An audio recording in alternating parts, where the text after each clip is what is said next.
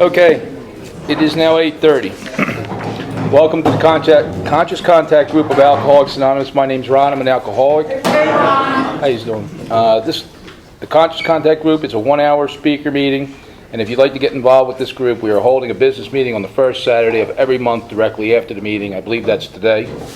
The church asks that there be absolutely no smoking on the property, and if you do happen to see a butt on the church property, we ask that you pick it up and put them in the trash so we can continue to have this meeting here. Are there any AA related announcements? Yes, I get nervous too. Joe. Hey, Joe. Friday night, Dublin 10 meeting, which in need of support, meets at 10 o'clock in Dublin, Route 313. See if you need more information. St. Luke's Church there. Thanks, Joe. B. Beatrice Alcoholic. Everybody. Freedom Fire is October 18, 2014, which is in the Redwood Road. It's in the Old Cedar Campground. The speaker this year is Anthony C. From Bel Air, Maryland. I have the info. I think the best part will be Chris Brennan bringing in the drunk cake. So if you need that info, hope to have flyers by next week. Thanks. All right, thanks, B. And in Newtown, there's a 1-hour speaker meeting on Friday nights. If you like 1-hour speakers, it's a good place to go. Go ahead, Rick. And also the Tuesday night, Just the Facts group is still on Cold Spring Creamery Road, still 4200. We still start at 6:30 with fellowship, 7:30 we break down the book. All are welcome. Okay. That's it. All right, this is the preamble of Alcoholics Anonymous. Alcoholics Anonymous is a fellowship of men and women who share their experience, strength, and hope with each other that they may solve their common problem and help others recover from alcoholism. The only requirement for membership is a desire to stop drinking. There are no dues or fees for AA membership. We are self-supporting through our own contributions. AA is not allied with any sect, denomination, politics, organization, or institution, does not wish to engage in any controversy, neither endorses nor opposes any causes. Our primary purpose is to stay sober and help other alcoholics to achieve sobriety. And I've asked Anthony to please come up and read the 12 steps of Alcoholics Anonymous.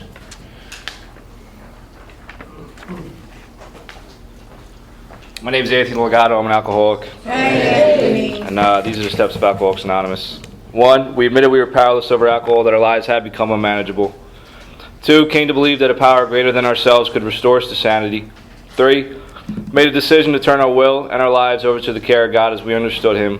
4, made a searching and fearless moral inventory of ourselves. 5, admitted to God, to ourselves, and to another human being the exact nature of our wrongs. 6, we're entirely ready to have God remove all these defects of character. 7, humbly asked Him to remove our shortcomings. 8, made a list of all persons we had harmed and became willing to make amends to them all. 9, made direct amends to such people wherever possible, except when to do so would injure them or others. 10, continued to take personal inventory, and when we were wrong, promptly admitted it. 11, sought through prayer and meditation to improve our conscious contact with God as we understood Him, praying only for knowledge of His will for us and the power to carry that out.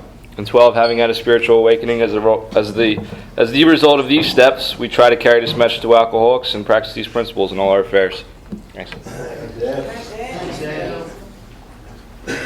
Okay, this is the Saturday night, 8:30 meeting in Doylestown. We meet here every Saturday. It's a 1-hour speaker meeting. Me and Anthony, we've tried to put together some of the best speakers we can find. In the next few months, we got a pretty good lineup. I had the privilege of meeting somebody down at the Roundup this year, and I'm not going to go into a long, drawn-out thing. I'll let him tell his story. But we have Dave P. from Delaware, from Maryland, I'm sorry, coming up for to share his story. Please welcome.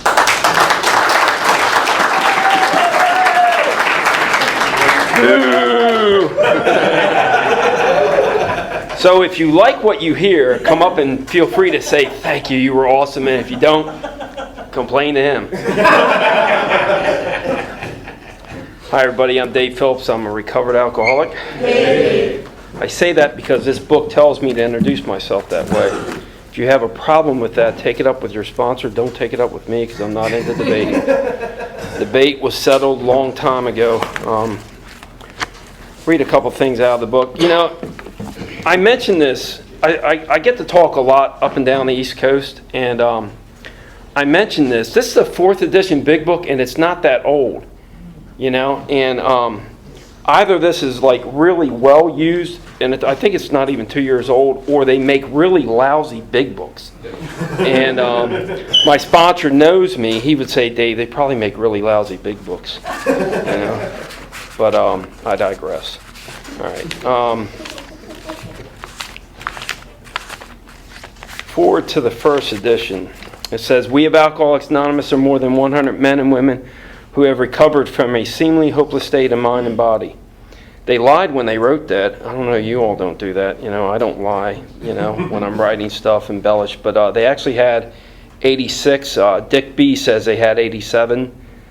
But out of the 86 or 87, 3 died drunk. The guy who wrote To the Employers, Hank Parkhurst, died drunk, arguing with Bill over the Works Publishing furniture. He didn't want to release it, and the stock. And 3 committed suicide. But that meant at the publishing of this book, they had 80 people that never drank again. They tapped into this thing that's rarely do we ever talk about, called permanent sobriety, because you can't say that bullcrap. You can. You know, they talked about a cure early on, and it's about the closest thing we have. It doesn't mean, you know, that we can't slip back into untreated alcoholism, because either you treat your alcoholism through this thing called you got to get this thing called a shift in perception, spiritual awakening. Dr. Young talked about it, or your sobriety date will change. I'm living proof of that. But it says in here to show other alcoholics precisely how we have recovered. And my sponsor said anytime they use italics, I called it squiggly writing. My sponsor said pay attention. They said it's the main purpose of this book. For them, we hope these pages were proved so convincing that no further authentication would be necessary. Meaning I can take my experiences in the original Alcoholics Anonymous, not member, but Alcoholics Anonymous was this book. It will diagnose me whether I'm alcoholic. Well, I don't know what one is, because my definition of, I've had many definitions of who is and who isn't prior to getting here this time and doing the work. And they came from like Barney Miller, you know, because there was drunks on that show, and Andy Griffin, I think that was Otis, you know, and true, I might have my stuff in a brown paper bag, but it's because I don't want my boys to see what I'm drinking, because they'll take it. And I'm not cool with that, because what's mine is mine, and what's yours is mine too when I'm drinking. And I'll read this one section, and then I won't do any more. This is a lectern I learned at the Liberty Bell Roundup. I was calling it podium for years. What do I know? It says, practical experience shows that nothing will so much ensure immunity from drinking. Ensure means protection, as intensive work with other alcoholics. It works when other activities fail. This is our 12th suggestion. Carry this message. Not my message, not my countless rehabs I've been in message, not my numerous mental institution messages that I had, not my therapist message, not my friends or family message, but carry this message. And I'm here to say that there was many years that I never carried this message. You know, I carried a message based on a lot of opinions that had nothing to do with what's outlined in this book. And that's why I had multiple sobriety dates. I came in Alcoholics Anonymous out of an invitation from a drinking and driving program that I was failing. What they should have this in like big bold letters in any drinking and driving programs, that you will fail if you don't go to AA. But they didn't, but they had something in there that stipulated that I would go to AA, and apparently I agreed to it, because when I usually show up in these things, I'm not in my right mind. I just want my license back because Mom won't take me to the liquor store on Sundays, and I'm shaking on Sundays. You ever get to the point in your drinking where, like, we were a dry state. I'm such a winner. Let me give you a little background. I'm such a winner at 27 years of age. I'm living at home with Mom, and because I can't afford any place because drinking comes first, and it's really hard to pick up ladies when you have a roommate named Mom. And trying to explain that to it's her, she's it. And like when you first meet, because I got this loser stamp invisibly on my forehead that she says, she asked, where do you live? And I said, I have a really old roommate. Don't wake her. you know. And she also asked, "Where's your car?" And I was like, "It's in the shop." And actually, it was the bike that was behind the bar. Can we use yours? You know, and because I would drink, and like the shoulder was my personal passing lane, and you know, the last accident I had, because I would have accidents, but last one I had, the shoulder dropped out, and I ran through 2 people's yards one Sunday afternoon, going from one party to another. And when the cops showed up, there was, in the first or second yard, there was all these children toys on the ground. And what the cops reported to me was, when they looked at that, they said, "My God, there's going to be all these dead kids." And only by God's grace, there wasn't. I left 4 sets of tire tracks for one vehicle in both yards. And a guy that was in my truck nearly died, you know. And so anyway, my mom one Sunday, because I bought enough Saturday, but some Saturdays I couldn't shut it off. You ever can't shut your drinking off? You know, and that's one of those days. And that time period for me, I had to drink every day or I shook. And I don't like DTs. I don't even like mild DTs. And so the solution is don't stop drinking for me at the time. And so that Sunday I got up, and I drank everything in the fridge, and I'm asking my mom, and then I'm pleading with my mom, and finally I'm down on my hands and knees begging my mom. And you know the look of disgust a family member gives you? All right! You know, and that's what my mom came back with. And my solution for that wasn't to stop drinking. See, if I was a heavy drinker, and this book explains it perfectly. By the way, do you all read this? I had a big book. I got a first big book in 1992 when I showed up in AA, March 18th. Somebody gave me one. The dog ate the first 80 pages of it. That's not a lie. That's true. I keep it out in my shed as a reminder that I think the dog had better sobriety than I did. If you needed to go through the steps, because, by the way, this is not the program, okay? You guys got to understand that this is not the program. This is the fellowship. This is one side of the triangle. The bottom recovery is this. And I don't know that because I like reading the stories in the back, but it's like reading the front's like Charlie Brown's teacher. Wah, wah, wah, wah. I didn't read shit in school. I'm not going to read shit here, you know? And so anyway, I end up and I tried to do, I know this is AA, but please forgive me, you pure AAists, but drugs are part of my story. Guess what? Bob did drugs too, you know, and I'm kind of not AA or podium approved. I don't know, you know, but I tried to do crack cocaine socially and it didn't work, you know, and 1992 was a bad year. I used to have bad decades, but 92 was a real bad year. And I stopped about a month prior to this particular event with this drinking and driving program. I stopped using that non-approved AA stuff, and I drank it away in a weekend. And then about 2 weeks prior to this particular event, I had stopped drinking, and I shook. God, did I shake. And Frank calls me in his office. It's 2 weeks prior to the completion of the program. I'm working as an archaeologist for the University of Delaware. And they had, instead of firing me for being drunk in the field, they felt the kind thing to me was to work in the lab. You ever get those hangovers where your eyes are out here, you know, and they thought I could look through a microscope all day long with eyes out to here and shit, you know, and mark these little things. And I was breaking shit there too, you know. And but anyway, Frank calls me in his office. He goes, "Dave, I like you, but we got a problem." I'm like, "What is it, Frank?" He goes, "You made an agreement and you didn't keep your end of the agreement. You haven't gone to AA." And I couldn't figure out how he didn't know. See, at one time in my history, I was an experiential educator for the largest employee management training program ever taken into the history of the world. And I helped teach 4 Nobel Peace Prize scientists came through, teach them how to do acid river and all these other management employee techniques. And it's like Outward Bound, but for adults. And I'm using all those skills that I had, you know, into this program and I like their program, but like I got the problem, like I'm not going to AA. I came to AA in the 70s and I had a really bad experience. There was all these old people in there. They were like 30. And when you're 14 or 15, that's old, you know, and like I'm telling you, like hardly any of the women had teeth and the guys had none. you know, and it was not, I was tuned up, and I think we got kicked out of it. But, man, I didn't want to go, and but Frank asked me, he goes, something's different about you, Dave, and I was on federal parole at the time, and he says, you look different, what are you doing? And for some reason, I told this guy my whole life story. I told him about all the illegal stuff that I'd done on parole, and he could have called my parole officer, but something made me just be honest for once in my life. And he goes, look, I'll make you a deal. He goes, if you go to AA twice a week for these next 2 weeks, I'll give your license back. And with that invitation, I came to AA the very next day.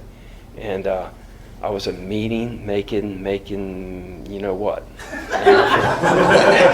Without living in the clubhouse, you know. And I love the women, you know, because I didn't realize there was such a thing as sober women. And I love the picnics, and I love the fellowship. You know, the fellowship is a wonderful, wonderful tool, but it's only one part of the triangle.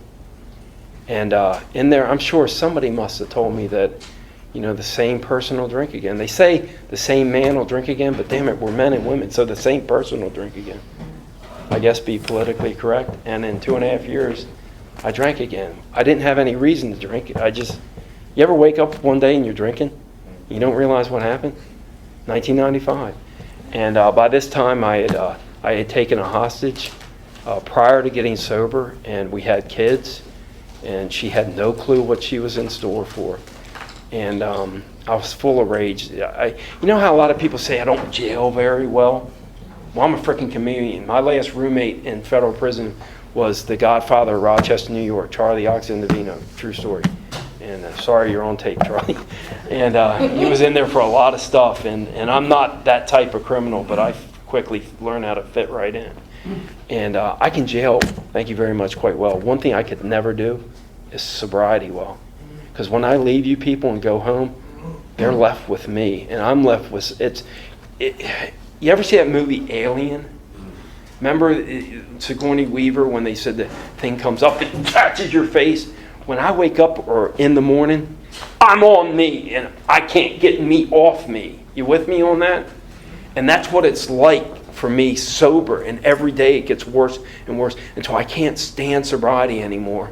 And then what's the only thing that this book says will give me any relief in that state? Either spiritual or spirit. And the spirit just happens by default. You ever hear people, and what used to get me abused is like the second time I'm in AA, the old timers when I came back were telling me, you're choosing to drink rather than be sober. And to this day, I know that they mean very well, but they have no clue what real alcoholism is. Because if you're telling anybody that, stop, this book says if they're a real alcoholic, once they've lost the power of choice, they never get it back. So by default, the choice has already been made. It's not a conscious decision that they're making. I'm not doing it. Shut up. Quit beating them up. It's bad enough that I had to come back to the only house on the block. And so I came back one more time, and I would stay here for 4.5, almost 5 years. And I had 3 different sponsors. All of them do what's outlined in this book. They're still sober to this day, but all 3 of them get me up to my amends. And of course, I fire each one of them, you know, because they ask like non-anonymous questions, you know? Like, how are you doing? And I'm like, fine. And they're like, you ought to tell your face that, Dave. And because I'm not okay. You know what FINE, the acronym for FINE is, right? Fucked up, insecure, emotional, and neurotic, or whatever. You know, not in that order. And so anyway, all of them get me up to the amends thing, and I'm an ex-con, and like, to me that's saying I have to snitch on myself, and I don't mind snitching on you, but I'm not going to snitch on me. Are you freaking insane? And besides, I don't want to give my money up. My sponsor, when we're going through the amends this time, and I thought that was a valid argument, I said to him, Keith, I don't want to give my money up. He said, in very straight face, now my sponsor in less than 10 years paid back $186,000 in financial amends, you know, and I hope he's okay with me saying that on the recording, but that's what he did in 10 years. So he turns and looked at me when we're doing the amends, going over the 9th step, after we went over and reviewed, so I didn't have to make amends for making amends. I've done that before, not cool. But he said, Dave, don't worry, they don't want your money, they only want their money back. How do you argue with that?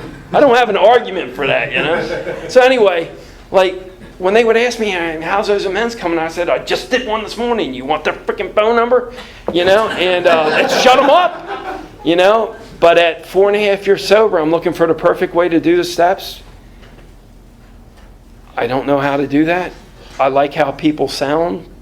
And I would go to this one meeting in particular. Lamar was my grand sponsor, if y'all are aware who Lamar is. He was one of the most beloved people down in Baltimore. He died with like 55 years of sobriety. He got sober with one of the original first guys that Sonny, who ever got... Sonny was in the cavalry, World War I. He's got pictures, you know, and of him on this white stallion and stuff. And anyway, I just can't do it. And I can't do AA anymore. And I thought that it must have been the drugs. It couldn't have been alcohol. And I left. And one of my kids gets hurt. And it wasn't caused by me. I mean, I used to torture my family to no end. My wife, sober, I would have arguments with her, not the other way around, and she thought closing the door meant the end of the argument, and I'd kick the door off the hinges and throw her down the ground just to get my point across. I wasn't a husband, I was a freaking animal, you know, and so anyway, my kid gets hurt, and it's so painful that I have to go give a victim impact statement in court, and I got molested as a kid, and one of my kids gets molested. And I swore if anybody ever did that, I'm killing them. That's it. That's it, you know, and it happened. And, you know, it's so bad when I'm sober. I'm sitting on the couch, and my daughter's 3 comes up to me and says, Daddy, what do you do? I'm not in AA anymore. What the frick do you do? And so I do try to be a good parent, and I go into this court, and I went into a mental blackout in the courthouse, and I'm not sure what happened. I was 3 months sober when I asked my wife what happened, and she said, Dave, I asked you, no, you're not going to start doing that again, as you about ripped the door off the fridge to get all the booze that was in there. And I think I got it. My wife's disabled, had a car accident in '99, and has disc surgery where they put cages in her back to out of the disc, and it failed, and she's got massive nerve damage, and they give her the dying cancer patient drugs, and apparently I did all that shit too. I think he even stole money out of her purse. You know, it was bad. And the problem is when I start drinking, it's only going to be for a night or a weekend, but that's me thinking I got this thing called power choice, and I don't, because alcohol decides. And it says that in the Vision for You, it says King Alcohols, shivering denizens of his mad realm, which means he's the king. I serve him. You know, alcohol used to be my friend. Not in the end. Somewhere in the middle or somewhere in the beginning, it changes. We change places. And then what used to be my friend and comforter begins to turn on me. And then, you know, I'm drinking against my will, and I don't want to do that anymore. And the non-approved AA stuff is coming back, and it's bad. And I would again come one more time to AA in June of 2001, and I did the math while I was sitting at the beginner's table, and I said, Dave, you were here 2.5 years. Second time, 4.5, almost 5 years. You'll be here the rest of your life. You'll get 10 years. But that was on a Wednesday. Thursday, I was coaching my son's little league team, and it was bad for him, man, because like, it's hard to be a little league coach if you smoke crack till 5 o'clock in the morning. Like pick up the ball, damn it, Johnny, at 8 o'clock in the morning cursing is not cool for 8 years old, you know. And my son, when I would lose my temper, I just one time, I can imagine my son. He's just pulling his baseball cap over his head. Like, who is this guy? It's not my father. I can't help it. I am who I am, you know. And that Friday, I'm not going to drink. I'm going to go to AA. And we're on a roof down in Chestertown, Maryland, and the water ran out at noon, and it's like 3:30, and I got a paycheck. I got no money. I'm so dead broke because the secondary infections take everything in one night, and I make really good money, but not for that. I'd have to have Bill Gates money, and I don't even think that would work, you know. And I'm riding with the boss's son to work, and it was so bad with the secondary infection, I don't even have money for cigarettes. So I'm bumming cigarettes, and I'm picking up and rolling cigarette butts and smoking other people's butts and stuff. And And those guys were the type, they were nice guys, but they didn't understand. They're the type that would ask me, Dave, why can't you go home after 2 drinks like we do? And I'm like, 2 what? 2 fists? 2 cases? 2 bags? I don't know. 2 what? Because it's not in, I'd like to. You know, they get this, whoa, I've had enough experience. I get this, whoa, you know, I'm off. And, you know, and they're like, I got to go to work in the morning. And I'm like, I quit, you know, and they're like, the bar's closing. Atlantic City, you know, and I'm gone. I can't, it's like, it drives me. I understand alcohol's a depressant, but not for me. It animates me, you know, and those guys told me when we went into the bar, because they said, we're getting 2 drinks and we're leaving, we'll buy you a Pepsi. And I was scared to death, and I'm not going to drink. But when I stood in front of the bartender, F it, give me a Budweiser, came out of my mouth. They didn't tell the bartender. And I took those guys hostage that night. It's no lie, I did. I took it. I almost was a black belt in 2 different forms of Taekwondo my first time in AA.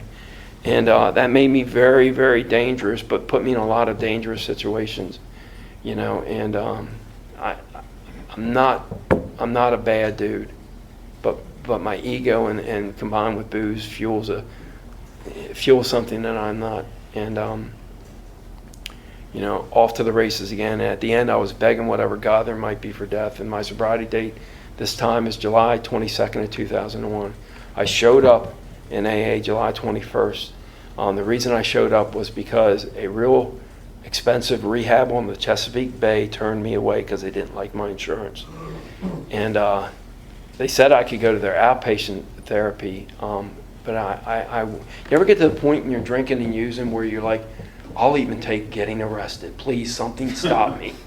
You know, because I'm crawling up 2 o'clock in the morning, geeking out the window because they're there, you know, and I've been out to the mailbox 3 times that very hour to check because there's little people in the car and shit, you know. Paranoia and crack cocaine is just nasty, you know. And anyway, at 8 o'clock in the morning, I called that rehab and I asked the guy, I said, how do I go to your place? And he goes, you got to go to outpatient therapy and fail. And I told the guy, I said, I'm dying. I can't fail, I'm dying. And then he asked me, he goes, and gave me my first resentment, not sober.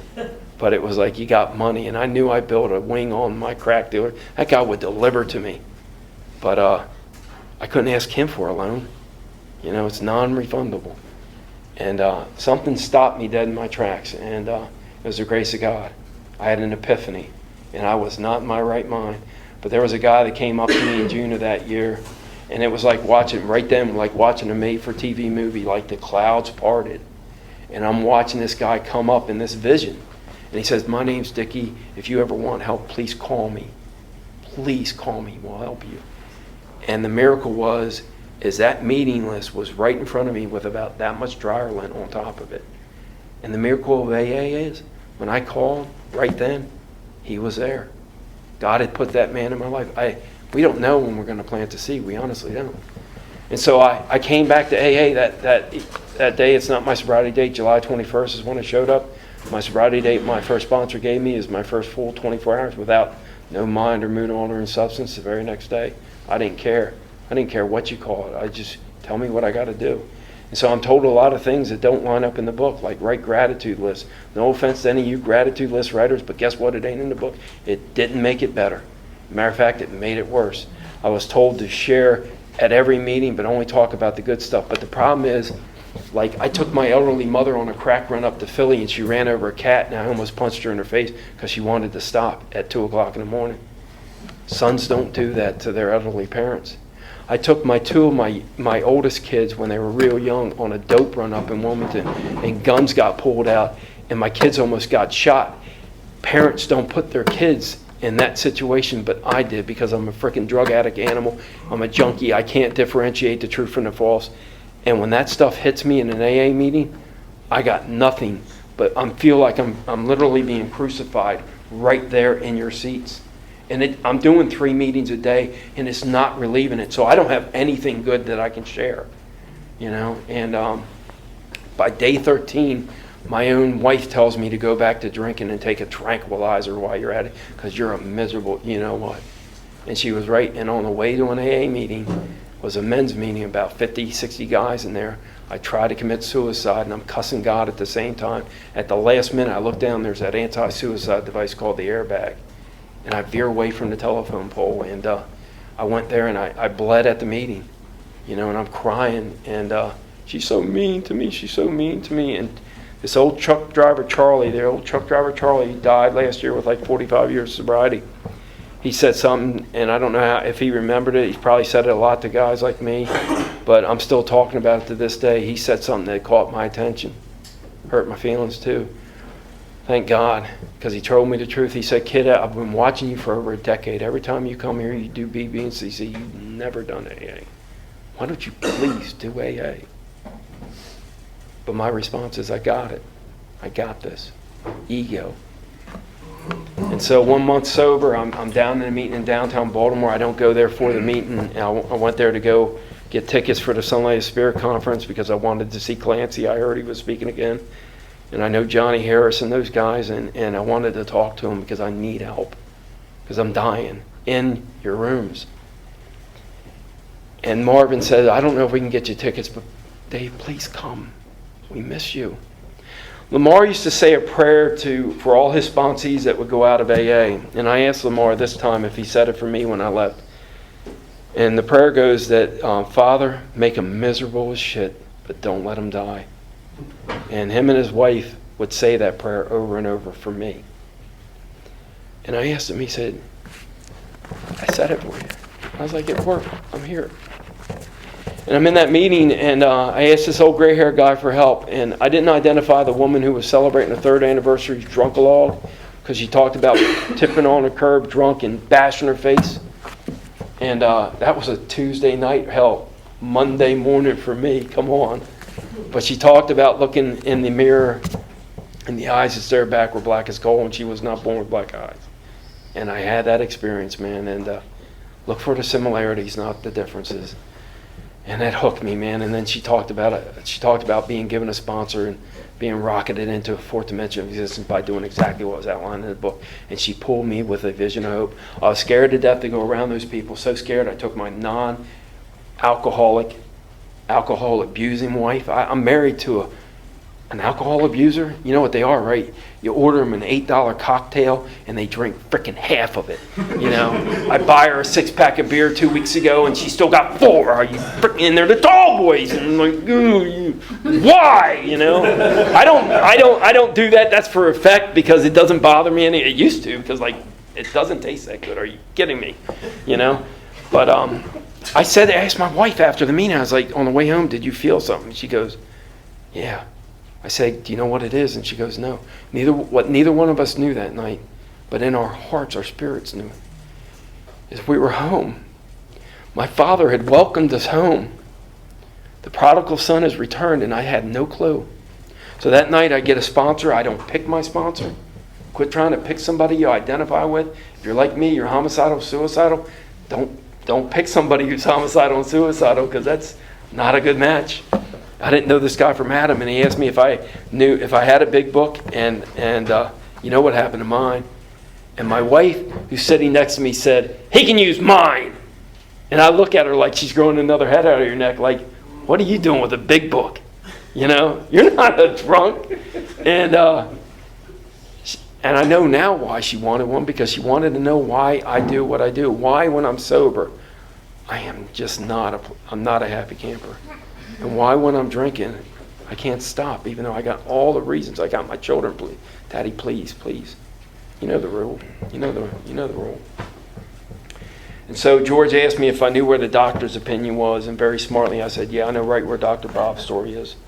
I've been to college. Nobody's ever asked me to read Roman numeral section 1. Our GSO, God bless their heart, F them, my thing, that used to be chapter 1. They moved it. Assholes. If you had left it in chapter 1, I might have read it, or the dog would have ate it. It did eat it, because it ate literally 80 pages, so that part's gone. But I digress, And he asked me to read it. He didn't make fun of it. He asked me to read it, and 3 times, and I showed up the next day. And went through the first 4 steps on the way down to an AA meeting. Some people might say that's too fast. Guys, when do you want to get well? Aren't you tired of being sick? Aren't you? Aren't you tired of I had more conversations going on in my head than Baltimore Symphony has instruments. And I could never get in that word in edgewise. And that first 2 years was hell for my family because my sponsor, first sponsor, God bless him, he did the best he could with what he had, but he missed a lot of the stuff out of the 4-step. You know, there's 2 resentment prayers in there, page 67. Didn't know that. There's a my mistake list. He knew that. He called it my part list. There's a fear list and a fear prayer. He had no clue about the fear prayer. And there's a conduct list. It's not a sex list. There might be sex in it, but it's the conduct of how I treat the people I take hostage. No relationships, let's tell the truth. I couldn't know how to love anybody because I came first. Selfishness and self-centeredness, it says it is the root of my problem. And there's 1 new ideal prayer and there's 2 other prayers in there. He didn't know it, but he gave me the best of what he has. And I'm not here to belittle him because without him I would have died. You know, and I'll be forever grateful for that man. When he was a year sober, he came to me and fired me and said, you need to get a new sponsor. I was like, what are you firing me for? He goes, because I drank last night. Go find somebody so you're not alone. He cared more about showing up at that meeting to make sure I would find a sponsor than the fact that he drank and he didn't worry about saving face. So how could I find fault with that? I can't. So I went back, I didn't go back through the steps. I started skydiving when I was 6 months sober, and I did it alcoholically. I've base jumped 7 times. I was a free fly instructor over in Jersey, and I've jumped out of planes 370 times. And I could teach you how to sit down in midair, you know. And but skydiving gets boring after a while, you know. It's just like a drink, and we begin to tweak it. Like, let's throw Quaaludes in there and acid and try all that other nonsense. And I was one of my best friends. You know, I'm doing this, and he's my sponsor at the time, and it's not happy for my wife, and I'm still full of rage, and it's not leaving. And at 2 years sober, she left me, and I won't get into why she left. You'd all go, what? You know, ask Bob Darrell about it. He'll tell you. Same thing happened to him. And you know, my whole world crashed, and I used to read to my kids, because even though I wasn't a good parent, I tried. And somebody else, my kids started calling somebody else daddy, and part of me died. And of course, I'm stalking my soon-to-be ex-wife at the time, and I'm taking sponsees on stalking trips. You know? And this one guy, he's sober 2 weeks. He's like, Dave, can I say something to you? Now, mind you, I'm concentrating on who's in my house, my stuff, because it's my, you know. And damn it, it's not mine. It's God's stuff. It better do His will. I didn't know that at the time. And he goes, Dave, man, I know you got, I'm only 2 weeks sober, but you got restraining orders against you. This is illegal. The hell are we doing here? It's like 11:30 at night. I want to go to bed. And I'm like, shut up, what do you know? You know? 2 years sober. You know? And after 6 months of that, 2.5 years sober, man, I can't sleep. I have insomnia. I'm taking the butterfly drugs, and they don't work if what your problem is spiritual, you know. And matter of fact, you go without sleeping, you take them, you'll go insane. And that's what happened. And I had a nervous breakdown outside of an AA meeting, and I'm crying on this gal's shoulder who was kind enough to let me cry. And I don't know what to do. And my now sponsor, he used to be my grand sponsor, he said, why don't you come down and let's do some inventory on this stuff. And out came the prayers of the 4-step. Out came the proper inventory as exactly as it's outlined. And I got to see the truth about myself. And like, I came out of that experience like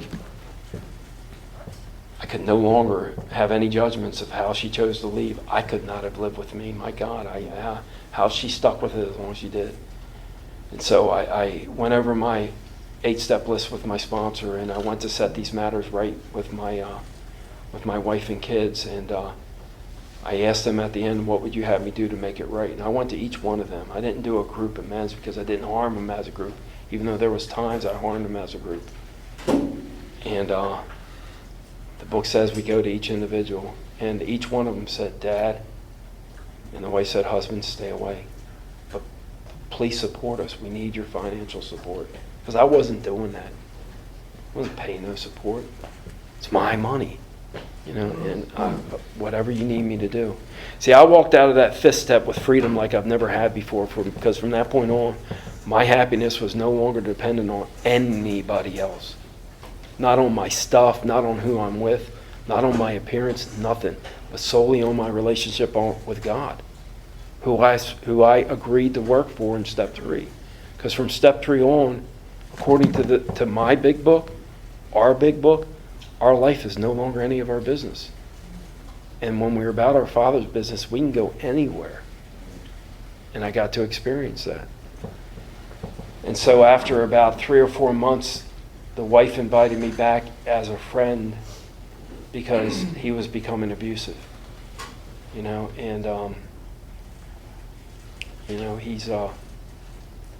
he was out. And she said, "Would you like to come back in?" And I was like, "Only if we could do this as a partnership. I've never been a partner to you. I don't even deserve to have you in my life because of how I treated you. But I stand ready and willing to do whatever it takes to make it right. We'll do this." And from that point on, we've been back together, and we just celebrated, like 2 weeks ago, our 21st anniversary of being married. My kid, I became a grandfather last year. I was the first one to hold my granddaughter.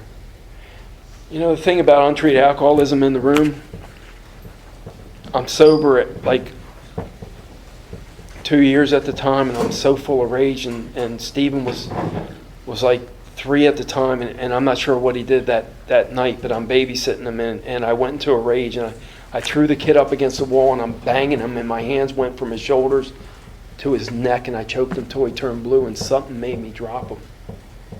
He still remembers that to this day. How do you make that right?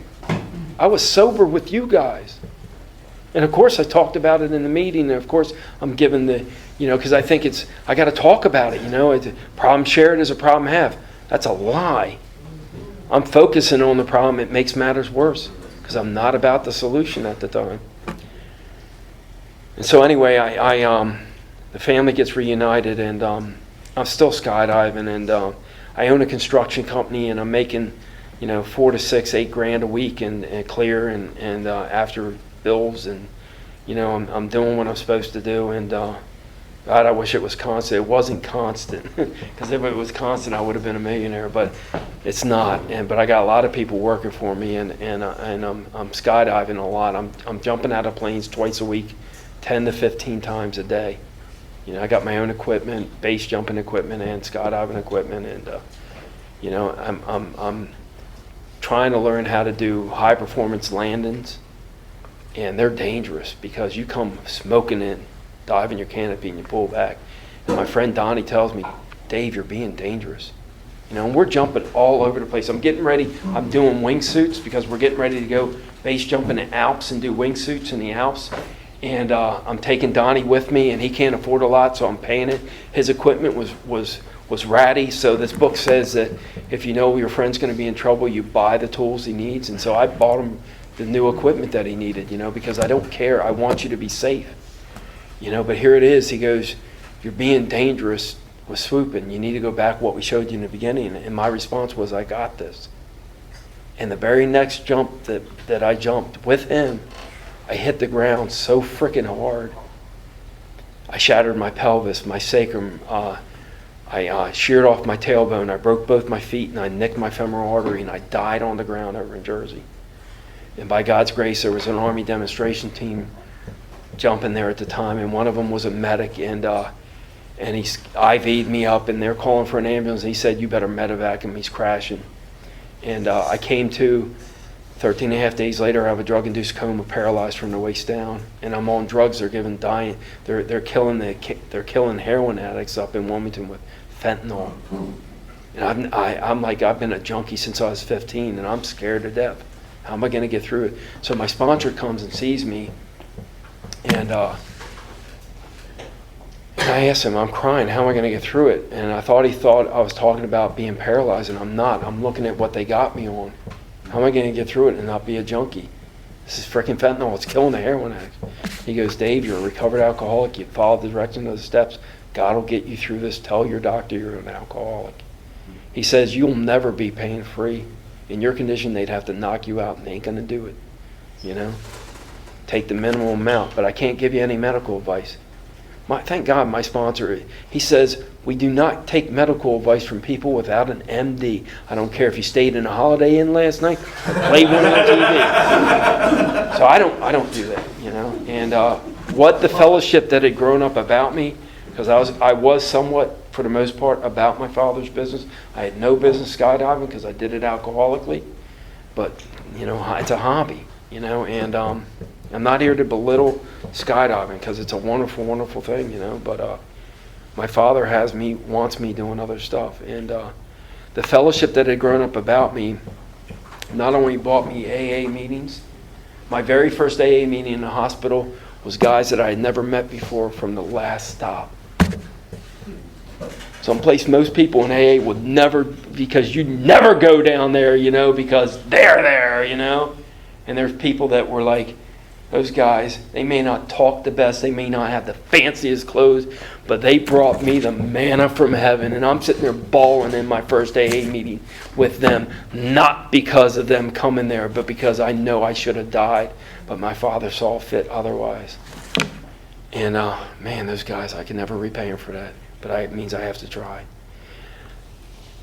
They bring me AA meetings, but not only that, they bring me people to take through the steps. And I'm like, what the frick do you want me to do with them? I can't even wipe my own butt. And this might be kind of tough love. Their response was, Dave, quit thinking about you. I got you in the bed. Think about what you can do for them that might save their life. And what I didn't know by me doing that would take my focus off of how badly my body, because the only thing that would move at the time are my freaking toes. And I'm in more pain.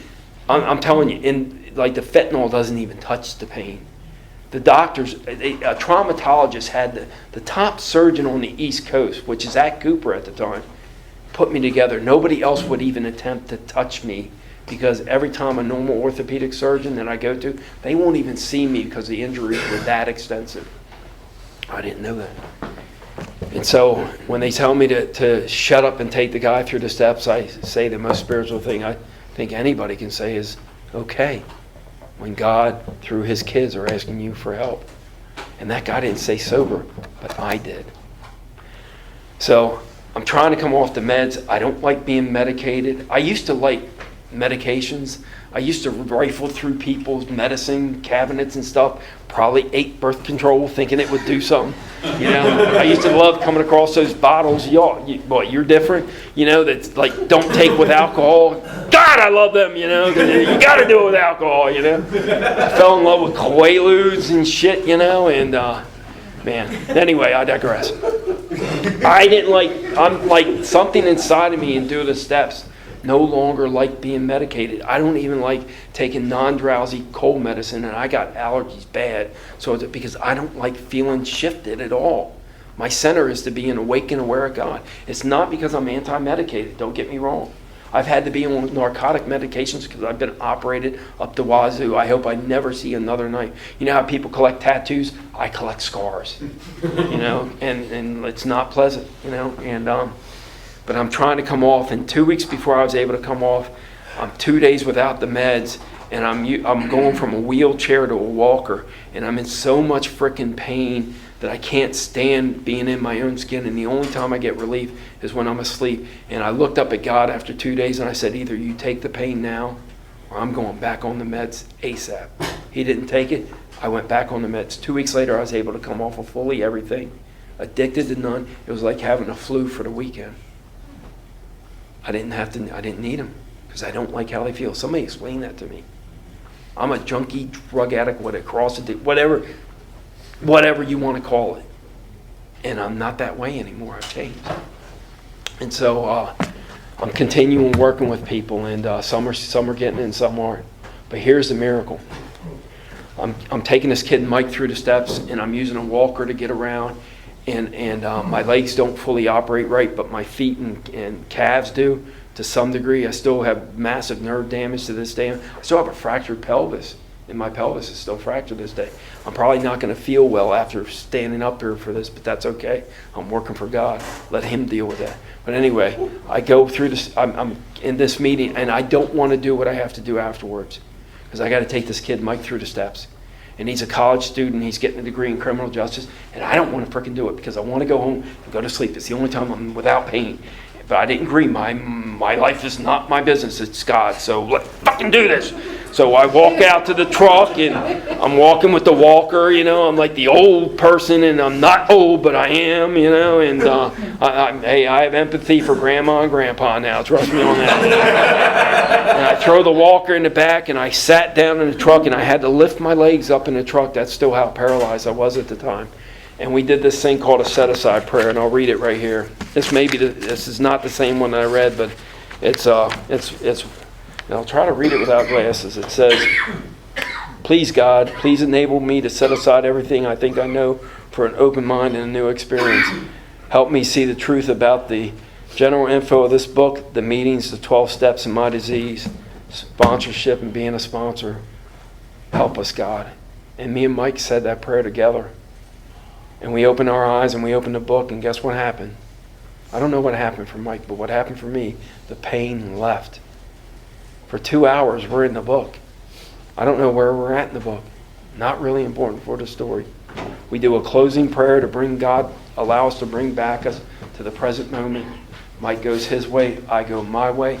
I'm riding down Newark and Main Street in Newark, Delaware, and it felt like somebody hit me with a baseball bat in my pelvis, and my pain came back. Somebody explained to me, kindly do that. Where did the pain go? See, I read a lot of books. Psychiatry books and psychological books and therapeutic books and religious books, and one of the books I read was the Bible, and there was something in the Bible that said to this effect, that if it's in His way, He will remove it. How powerful is God? You got the faith of a mustard seed. You can tell a mountain, I command you to get up, and the mountain has no other choice but to get up. And maybe the mountain, maybe that metaphor is our ego. To get the frick out of the way, leave us alone. Because we want to be about our Father's business. And so I can't get to meetings all the time because of my condition, and I had to do a lot of online meetings. And not to belittle the online meetings, but you think AA meetings are bad? My God, try the online meetings and stuff. But I'm doing the same thing in there that I do in my local meetings. I'm going and I'm listening for untreated alcoholism, because as a recovered alcoholic, I have a responsibility to go up and offer a solution of hope. And I meet this gal, and you can tell, I can listen to somebody in less than 10 minutes and know whether you're about your Father's business or not. I've been reading 2 pages out of this book every day for 13 years now. And I can count on this many times how many times I've missed that in 13 years. Drug-induced coma, I think God gave me a pass. All the other times is right on me, so I don't miss it. Along with other non-AA approved spiritual literature, which our book encouraged us to do. But Kathy's from we were talking earlier, and she's from Mansfield, Ohio, and she's like not digging AA because her boyfriend goes to it. She needs help, but he's abusive, and she's scared to death, and will never set a foot in AA. And I said, let's just go through the steps. Let the book qualify you whether you all want it or not, and we'll cross that bridge when we come to it. And right before my eyes, over Yahoo Messenger, she has a transformative spiritual experience, and she's still sober to this day.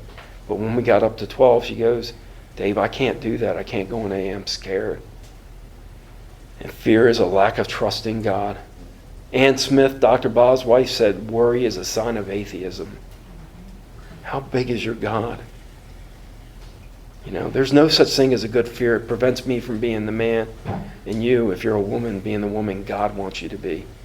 And we're strong men and women in God. Don't let anybody ever and don't let any carnival tactics that members of AA tell you, charlatans they used to call them, snake oil salesmen, sell you anything less.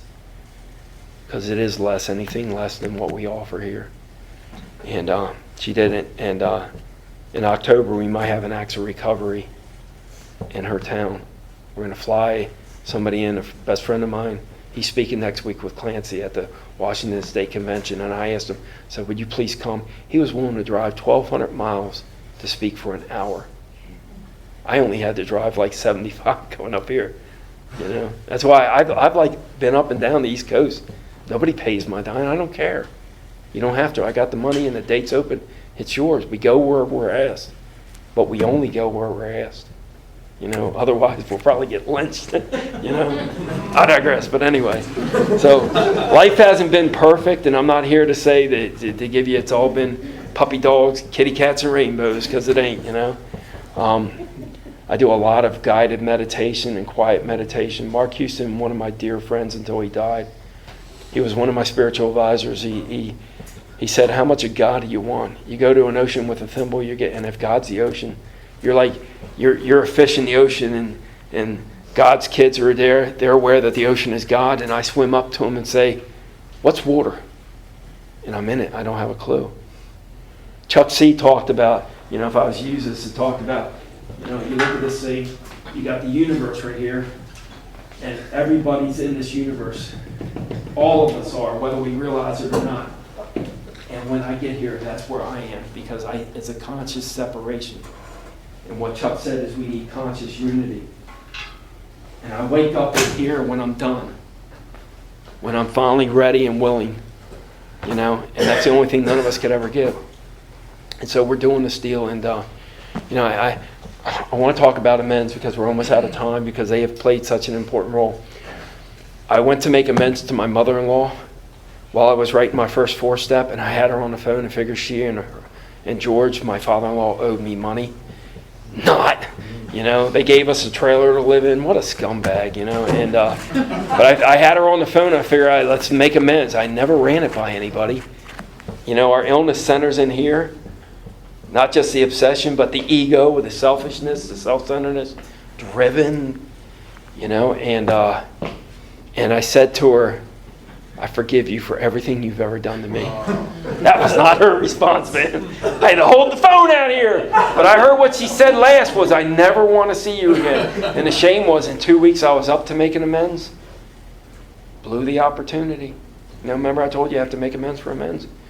So she watches me for 3 years doing this. I sent in letters, and they were thrown in the garbage, ripped up, rightly so, because I took their precious little girl hostage. I took their grandkids and tormented them.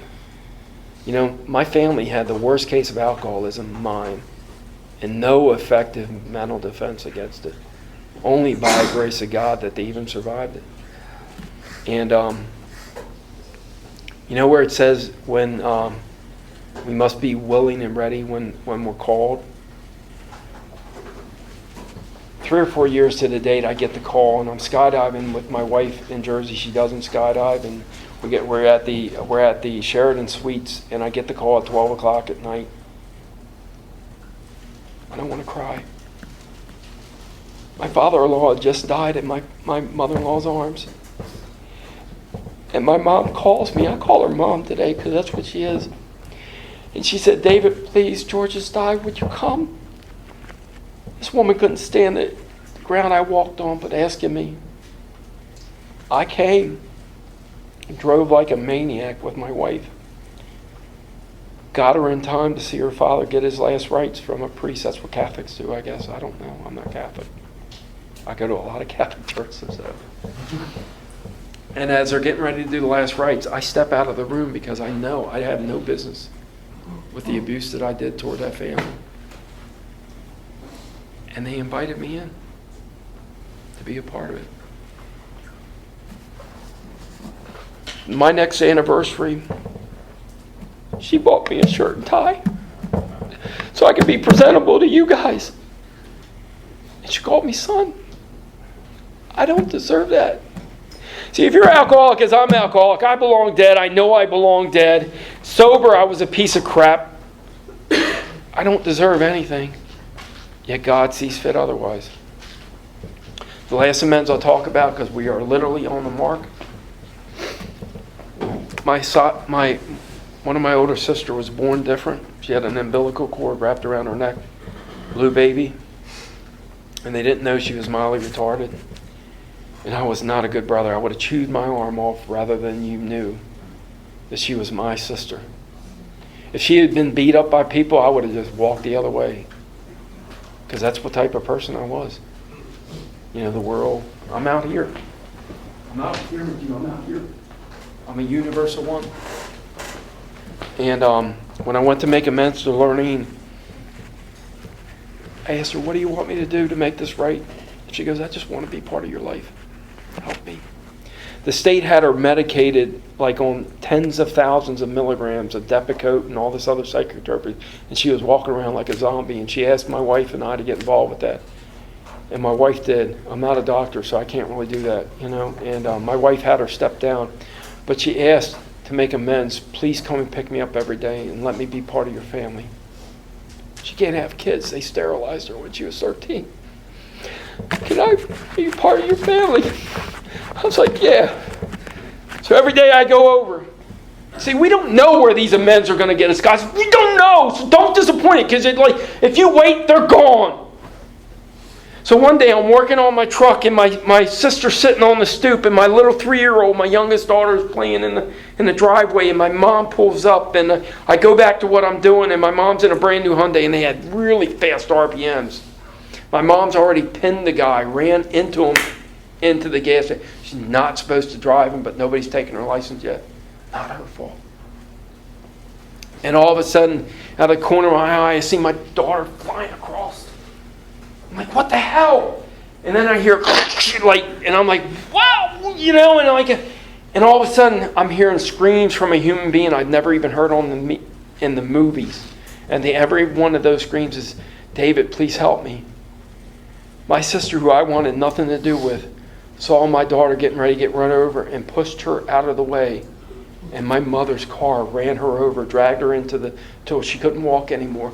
And the car was on top of her, and she was dying. And it was pleading for help. And I'm going nuts. You know what AA told me this time? They said, if you will do this, who or whatever God is inside of you will show up, and you'll know it's God, and you won't be able to refute it. And I was screaming for 911, and all of a sudden, in the screams, a peace and serenity came over me with the exact directions on how to get the car off of her. And the surgeons down in shock trauma, because they had to medevac her, told me that saved her life, because she was dying, like I was on the ground. Another question. I'll leave you with this, guys. Where did that voice come from? Where did the directions come from? Where did the calming peace and serenity come from? Because the prodigal son who belonged, and I still don't belong. For I am least in my Father's kingdom, and you are much more, but I am in my Father's kingdom, and I know it. But guess what? Whether you realize it or not, you do too. Thanks for letting me share.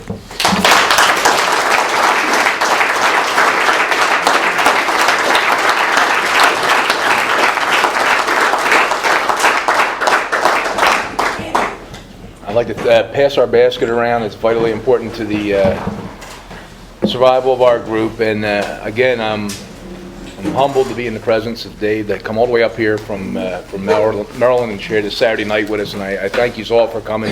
Next week we have a woman here, Alex C. Should be very promising. I hope you all can make it. We have a nice way of closing. Right? What am I missing? That's it? We've got a nice way of closing. Let's wrap it.